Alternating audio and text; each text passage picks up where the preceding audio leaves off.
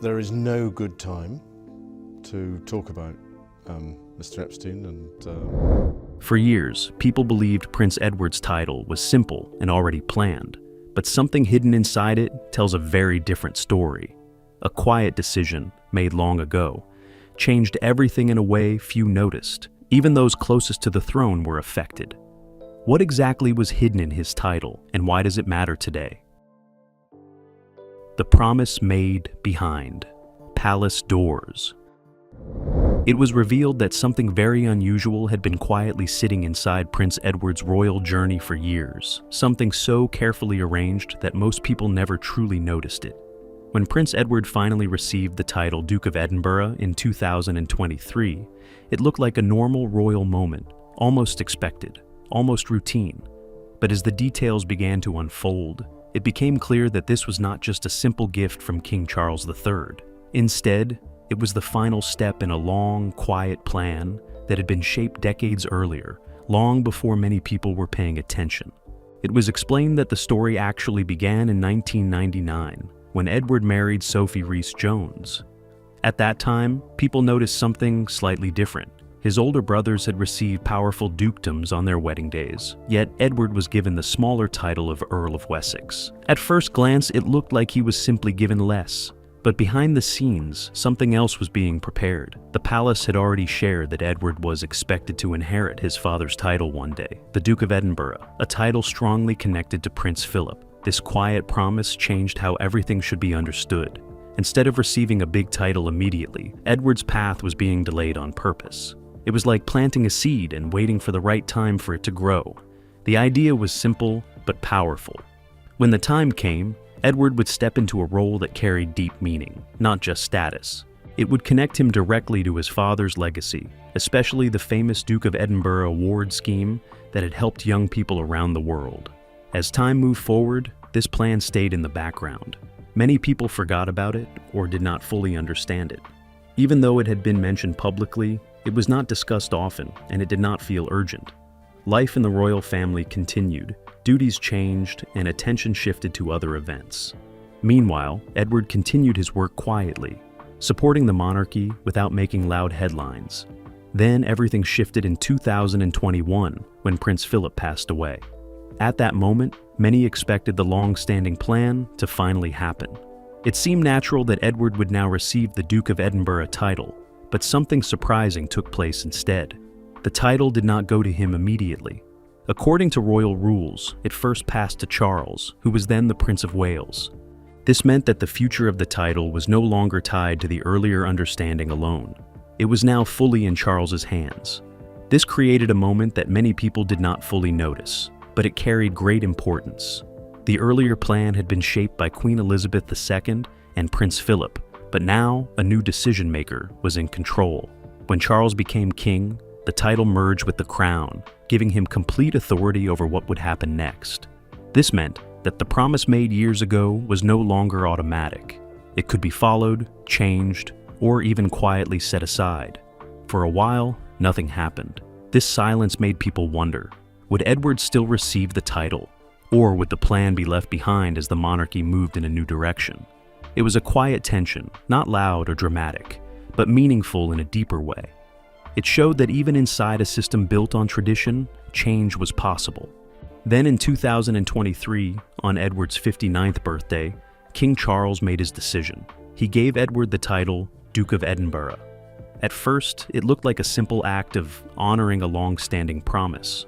It felt like the story had come full circle, just as many had expected. But hidden within that decision was a detail that made everything more complex than it appeared. And unfortunately, we've just not been able to fit it into either your schedule or my schedule. It was revealed that Edward's new title would not pass on to his son. This meant that after Edward's lifetime, the title would return to the crown instead of continuing through his family line. This small but powerful detail changed the meaning of the entire story. It showed that while the promise had been fulfilled, it had also been reshaped. This decision reflected a new way of thinking inside the monarchy. It suggested that titles were no longer just about family inheritance, but about careful planning for the future. It also showed that even when something seemed certain for many years, it can still be adjusted quietly without much public attention. As people began to understand this hidden detail, a bigger question started to form. If something as important as this could be changed so gently, what else inside the royal system might be evolving without being clearly seen? And more importantly, what does this say about the balance between tradition and modern control in today's monarchy? Why Edward was different from his brothers. As the story moved forward, attention slowly shifted away from what had been given to why it had been shaped in such a careful and controlled way. It became clearer that this decision was not random or emotional, but part of a bigger plan that had been quietly forming around King Charles III for many years. It was understood that Charles had long believed the royal family should become smaller, more focused, and easier for the public to understand. This idea, often described as a slimmed-down monarchy, meant fewer working royals and fewer titles being passed down endlessly. In this light, the choice to give Prince Edward a non-hereditary title started to make more sense. It was not about taking something away from him, but about controlling how far that title could travel into the future. Instead of allowing it to continue through generations automatically, the title was being held closer to the crown, almost like something on loan rather than something permanently owned. Stretched. I don't know why I've collected that title. It was also noted that the Duke of Edinburgh title carried a very special weight because of Prince Philip. His identity had been deeply tied to it for decades. The title was not just a name, it represented his life's work, especially his connection to youth development and service.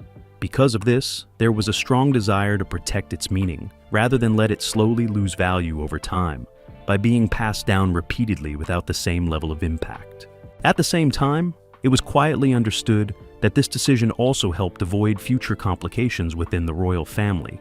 If the title had been made hereditary, it would have automatically gone to Edward's son, creating another permanent royal line holding a major dukedom. But under the new vision, this was exactly what Charles seemed to be avoiding. By keeping the title temporary, he ensured that future monarchs would have the freedom to decide what to do with it later. This approach reflected a deeper shift in how royal power was being used. In the past, many decisions were guided almost entirely by tradition. Things were done a certain way simply because they had always been done that way. But now, it appeared that decisions were being shaped more by long-term strategy than by habit. The monarchy was not abandoning tradition, but it was clearly adjusting it to fit a changing world. There was also a softer, more personal layer to this story. Even though the title was limited, giving it to Edward still honored the original wish believed to have been supported by Queen Elizabeth II and Prince Philip. It showed respect for family intentions while still allowing room for modern control. In a way, it balanced both the past and the future without fully choosing one over the other. For Edward himself, the moment carried both pride and quiet responsibility. Receiving the title connected him directly to his father's legacy, placing him in a role that symbolized continuity.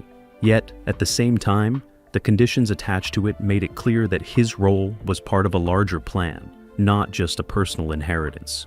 It was something he would carry, but not something he would pass on. As people began to look at the situation more closely, the bigger picture became harder to ignore. This was not just about one title or one royal. It was a clear example of how the monarchy was being carefully reshaped behind the scenes. Small changes like this, when added together, could slowly redefine how the entire system works. And this raised an even more intriguing thought. If titles, traditions, and long-standing expectations could be adjusted this quietly, then what else might already be changing without being fully noticed? Could there be other royal roles, other traditions, or even other promises that are being reworked in the same subtle way?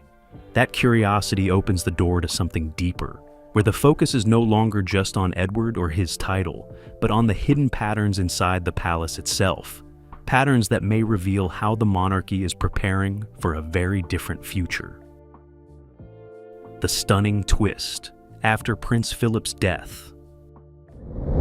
As the attention moved beyond Edward's title, a deeper pattern slowly began to appear, one that suggested this was not an isolated decision, but part of a quiet transformation happening across the royal household. It was observed that over time, the monarchy had been gently stepping away from old habits that once seemed unchangeable. Titles that used to pass from parent to child without question were now being reviewed more carefully, almost as if each one had to prove its purpose before being allowed to continue. This shift became easier to notice when people looked at how roles inside the family were being handled. Fewer members were taking on official duties, and more focus was being placed on a smaller group of working royals. It created a clearer image for the public, but it also meant that certain traditions had to be adjusted to fit this new structure. In this setting, the decision surrounding Prince Edward no longer felt surprising. Instead, it felt like a key piece of a much larger design. It was understood that King Charles III had spent many years thinking about how to guide the monarchy into the future. His approach seemed to focus on balance, keeping the dignity of the past while quietly shaping a system that could survive modern expectations. This meant making decisions that might not always be obvious at first glance, but carried long-term impact. One important idea behind this approach was flexibility. By keeping certain titles, like the Duke of Edinburgh, from becoming permanent family inheritances, the crown would always have the ability to reuse them in meaningful ways later. Instead of being locked into one branch of the family forever, these titles could be given to individuals who best represent their purpose at the right time. It turned royal titles into something more active and purposeful, rather than simply symbolic. This also helped protect the value of those titles. Over many generations, if titles are passed down automatically, they can slowly lose their strong connection to real service. But by controlling how and when they are given, the monarchy can ensure that each title continues to carry weight and meaning. In Edward's case, the title connects directly to the legacy of Prince Philip, especially his lifelong dedication to young people and community work. Allowing that title to return to the crown later creates the chance for it to be used again in a way that reflects those same values. There was also a quiet message in all of this about authority. In earlier times, tradition often guided decisions more strongly than individual choice. But now, it was becoming clear that the reigning monarch held more visible control than before. The fact that such an old expectation could be adjusted showed that the system was no longer running on autopilot. Instead, it was being actively managed and reshaped. At the same time, these changes were not being announced loudly. They were introduced gently, almost hidden within normal royal updates, making them easy to miss unless someone looked closely. This quiet style allowed the monarchy to evolve without causing unnecessary tension or public confusion. It was changed, but delivered in a calm and controlled way. As more people began to connect these details, a bigger realization started to form. The story was no longer just about a title, or even about one generation of royals.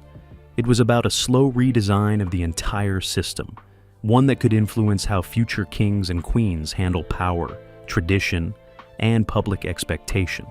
And this naturally leads to an even more thought-provoking question. If the monarchy is already making these careful adjustments behind the scenes, what might the next generation inherit? Will they continue this path of quiet control, or will they take it even further and reshape the system in ways that are impossible to predict right now? Last, the hidden detail. In Edward's final title. As the story reached this point, the focus naturally began to shift toward the future, where the real impact of these quiet decisions would fully unfold.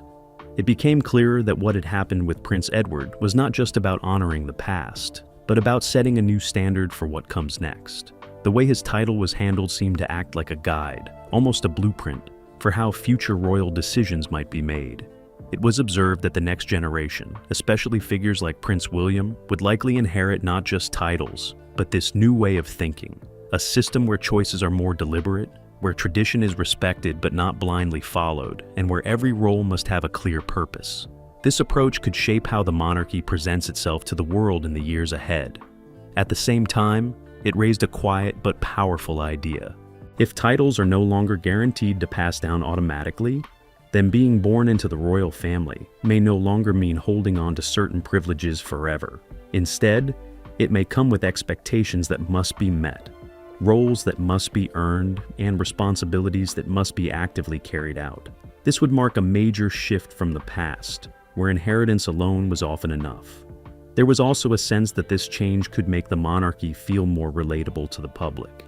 In a world where many people value fairness, effort, and accountability, a system that reflects those ideas may be easier to understand and support. By carefully controlling titles and roles, the monarchy could present itself as more modern, more thoughtful, and more connected to the people it represents. Yet, beneath this calm surface, there remained a layer of uncertainty. Change, even when done quietly, always carries risks. Some may see these adjustments as necessary growth, while others may view them as a break from important traditions. Balancing these two views would likely be one of the biggest challenges for the royal family moving forward. It was also important to remember that not everything could be predicted. While King Charles III had taken steps to guide the system in a certain direction, the future would still depend on those who follow. Each new monarch would have the power to continue, adjust, or even reverse these changes depending on the needs of their time. This made Edward's situation even more meaningful. His title became more than just a personal honor. It turned into a symbol of transition, a moment where the old and the new met and quietly reshaped each other. It showed how something can stay familiar on the outside, yet be completely different underneath. As this realization settled in, one final thought began to take shape. Or, if such an important change could happen so quietly, wrapped inside what looked like a simple royal announcement, then how many other shifts might already be happening without being fully seen? And that leads to the biggest question of all. Is the monarchy slowly rewriting its own rules right in front of the world? Or has that process already begun, with only a few people truly noticing where it is leading next? Why this matters. More than people realize. As everything began to settle, the story started to feel less like a single event, and more like a quiet turning point, one that may only be fully understood years from now. What seemed simple on the surface had slowly revealed layers of meaning, each one pointing to a monarchy that is carefully adjusting itself without making loud announcements. The decision involving Prince Edward was no longer just about a title being given. It had become a symbol of how power, tradition, and planning now work together in a much more controlled way. It was observed that in the past, royal traditions moved almost like a fixed path. Once something was established, it continued with very little change. Titles passed down, roles stayed within families, and expectations remained steady across generations. But now, there is a growing sense that this path is no longer fixed. Instead, it is being carefully redrawn, step by step, in ways that are not always obvious at first glance. One of the most striking parts of this shift is how quietly it happens. There are no dramatic speeches explaining every detail. There are no big announcements highlighting each change. Instead, adjustments are placed gently inside ordinary royal updates, where they can easily be overlooked. This method allows the monarchy to evolve without creating panic or resistance. It feels calm, almost natural, even when the changes themselves are quite significant. In Edward's case, everything appeared respectful and complete. He received the title that had long been connected to his future, fulfilling what many believed was a promise shaped by Queen Elizabeth II and Prince Philip. On the surface, it looked like a moment of continuity, a bridge between generations. But underneath, the conditions attached to that title quietly introduced a new rule, one that may influence many decisions in the years ahead. This new rule, though never loudly stated, suggests that titles are no longer simply inherited possessions. Instead, they are becoming tools that can be used, adjusted, and even reclaimed when necessary. By ensuring that the Duke of Edinburgh title will return to the crown after Edward, King Charles III has kept future options open. This means that the title can later be given to someone else who reflects its purpose at that time, rather than being locked into one family line forever. This approach creates a sense of flexibility that did not exist before. It allows the monarchy to respond to future needs without being limited by past decisions. In a world that is constantly changing, this kind of adaptability can be very valuable. It means that the institution can remain relevant, even as society itself continues to evolve. At the same time, this flexibility comes with a deeper message about responsibility. If titles are no longer guaranteed to pass down automatically, then holding one becomes more meaningful. It is no longer just about birth or position, but about the role a person plays and the values they represent. This shift places greater importance on service, dedication, and public connection, rather than simply family hierarchy. For Edward, receiving the Duke of Edinburgh title connects him directly to his father's legacy in a very personal way. It carries memories, expectations, and a sense of continuity that goes beyond official duties. Yet, knowing that the title will not continue through his own line may also add a quiet sense of responsibility, as if he is holding something precious that must be honored during his lifetime before being returned. For the public, this situation offers a new way of looking at the monarchy. It shows that even long-standing traditions can be handled with care while still being reshaped. It also suggests that the royal family is aware of the need to stay connected to modern values where fairness, purpose, and accountability matter more than ever. By making these adjustments quietly, the monarchy avoids creating division while still moving forward. As the story continues to unfold, it becomes clear that Edward's title is not the end of this shift, but part of an ongoing process. Other titles, roles, and traditions may also be reviewed in the future, each one carefully adjusted to fit the direction the monarchy is taking. This creates a sense that what we are seeing now is only the beginning of a larger transformation. Looking ahead, figures like Prince William will likely play a major role in continuing this path. Having grown up in a time where public expectations are very different from the past, he may take these ideas even further, shaping a monarchy that is more focused, more transparent, and more aligned with the world around it. This could mean even fewer inherited titles, more defined roles, and a stronger emphasis on meaningful service. Yet, even with all these possibilities, there remains a sense of mystery. The monarchy has always been known for its ability to protect its inner workings, revealing only what it chooses to share. This means that many of the decisions shaping its future may already be in motion, quietly unfolding behind the scenes without public attention. And this is where the story becomes truly fascinating. If one title can carry so much hidden meaning, then it suggests that there may be many other details, just as carefully placed, waiting to be noticed. Small changes, when viewed alone, may seem unimportant, but when seen together, they can reveal a complete shift in how the entire system operates. However, what began as a simple question about a royal title has opened the door to something much bigger. It has shown that the monarchy is not standing still, even if it appears that way on the surface. Instead, it is moving carefully, thoughtfully, and quietly toward a future that may look very different from its past. And as this realization settles in, one final thought begins to linger. If the monarchy can change this much without most people even noticing, then what else might already be different today compared to what the world still believes to be true? The real story behind the hidden secret. As the story gently comes to a close, everything begins to feel clearer, yet at the same time, even more thought-provoking. What once looked like a simple royal update has slowly unfolded into something much deeper, something that quietly challenges how people understand tradition, power, and the future of the monarchy. The journey of Prince Edward and his title no longer feels like a small detail in royal history. Instead, it stands as a soft but powerful example of how change can happen without noise, without conflict, and without most people even realizing it. It becomes easier to see that this was never just about honoring a promise. Yes, there was a clear intention from Queen Elizabeth II and Prince Philip to see Edward carry forward that meaningful title, and in many ways, that wish was respected. Edward did receive it, and he now carries a name that is deeply connected to his father's legacy. But at the same time, the way it was given shows that the monarchy is no longer simply repeating the past. It is carefully choosing which parts of the past to carry forward and which parts to reshape. On one side, there is respect for history, for family, and for long-standing tradition.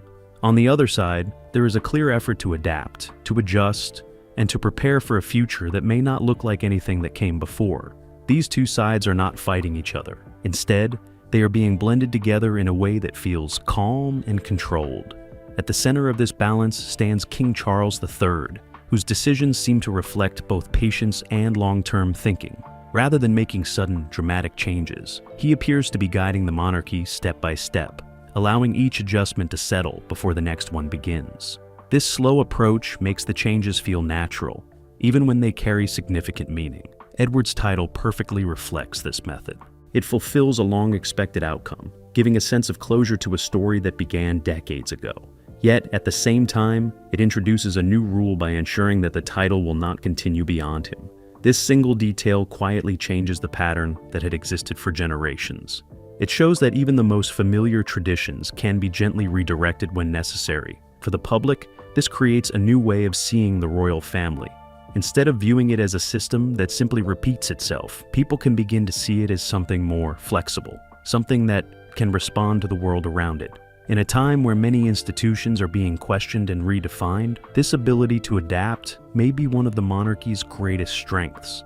At the same time, this kind of change invites reflection. It encourages people to look more closely, to notice the small details that might otherwise be missed. Because as this story has shown, the most important shifts are not always the loudest ones. Sometimes they are hidden in plain sight, quietly shaping the future while everyone is focused on the surface.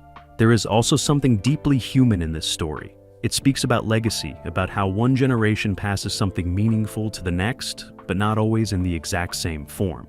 Prince Philip created a legacy that was strong and lasting. Edward now carries that legacy forward, but in a way that fits the present moment. And one day that legacy will return to the crown, ready to be reshaped again for a new time and a new purpose. Looking ahead, it becomes clear that this is not the end of the story. Figures like Prince William will step into a system that has already begun to change. They will inherit not just titles and roles, but also this new way of thinking, where every decision is made with careful thought about the future. This means the monarchy will likely continue to evolve, step by step, in ways that may feel quiet but carry lasting impact. And this brings everything back to the idea that started it all. Something was hidden in Edward's title, not in a dramatic or secretive way, but in a subtle and thoughtful one. It was hidden in the details, in the conditions, in the way the decision was shaped rather than just the decision itself. It was always there, waiting to be noticed. Although, one question gently remains in the mind. If something so important could be quietly built into a single royal title, then how many other changes might already be unfolding in the same quiet way? Because sometimes, the biggest transformations are not the ones that are announced to the world, but the ones that are carefully placed where only a few will think to look. So, what does this truly show about power, quiet promises, and the way tradition is carefully reshaped over time within the royal family? How much is planned behind the scenes without the world noticing?